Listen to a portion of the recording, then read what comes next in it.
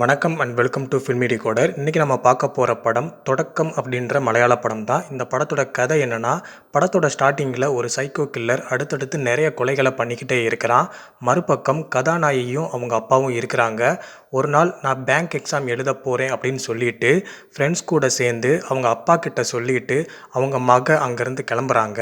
ஆனால் சாயங்காலம் ஆகியும் நைட் ஆகியும் கிட்டத்தட்ட வீட்டுக்கு வரவே இல்லை. அவங்க பயந்து போய் பொண்ணுக்கு கால் பண்ணுறாரு அப்பா. உடனே அவங்க காலை எடுத்து ஏதோ பேசிக்கிட்டே இருக்கிறாங்க. அந்த டைமில் ஏதோ ஒரு சம்பவம் நடக்குது, அந்த காலும் கட் ஆகுது.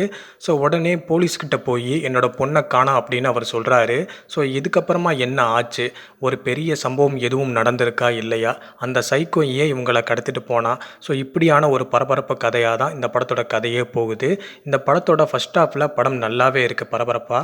ஆனால் செகண்ட் ஹாஃபில் நீங்கள் பார்த்தா தான் தெரியும். ஆக்சுவலாக இந்த படத்தோட கதாநாயகி நம்ம மோகன்லால் அவரோட சொந்த பொண்ணு தான்.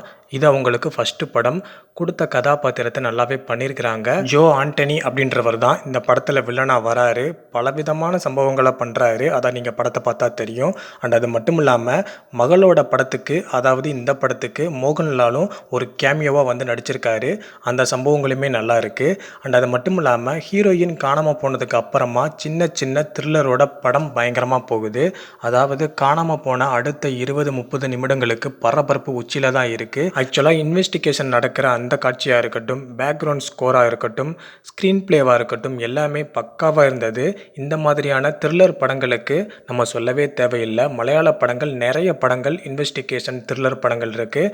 அந்த காட்சிகள் மாதிரி இந்த காட்சிகளும் பயங்கரமாக டீப்பாக எடுத்திருக்காங்க. அதனால தான் இந்த படத்தோட காட்சிகளுமே பார்க்குறதுக்கு சுவாரஸ்யம் அதிகமாகவே இருக்குது. ஆக்சுவலாக ஃபஸ்ட் ஹாஃப் பயங்கரமாக இருக்குது. ஆனால் செகண்ட் ஹாஃபில் எதுக்காக இந்த பொண்ணை கடத்தினாங்க, எதுக்காக அந்த கில்லர் இந்த பொண்ணை கடத்திட்டு போனால், அண்ட் இதுக்கு இடையில இருக்கிற மிகப்பெரிய சம்பவங்கள் என்ன அப்படின்றது செகண்ட் ஹாஃபில் பார்க்கும்போது, அதுவும் குறிப்பாக கிளைமேக்ஸில் பார்க்கும்போது இதுதான் அதுக்கான காரணமா அப்படின்ற ஒரு சலிப்புமே ஏற்படுத்துது. ஒருவேளை எனக்கு அப்படி தோணுதா, இல்லை படம் பார்த்த எல்லாருக்குமே அந்த ஃபீல் இருக்குதா என்னன்னு தெரியலை. ஃபஸ்ட் ஹாஃப் தெரிக்க விட்டுருக்காங்க, செகண்ட் ஹாஃப் கொஞ்சம் யோசிக்கிற மாதிரி தான் இருக்குது. ஸோ ஓவராலாக பார்த்தீங்கன்னா ஒன் டைம் வாட்சபுளாக இருக்கிற ஒரு த்ரில்லர் படமாக இருக்குது. கண்டிப்பாக பாருங்கள். பார்த்துட்டு உங்களுக்கு இந்த படம் பிடிச்சிருக்கா இல்லையா அப்படின்றத கமெண்ட் பாக்ஸில் வந்து கமெண்ட் பண்ணுங்கள். மறக்காமல் நம்ம சேனலுக்கு சப்போர்ட் பண்ணுங்கள். தேங்க்யூ.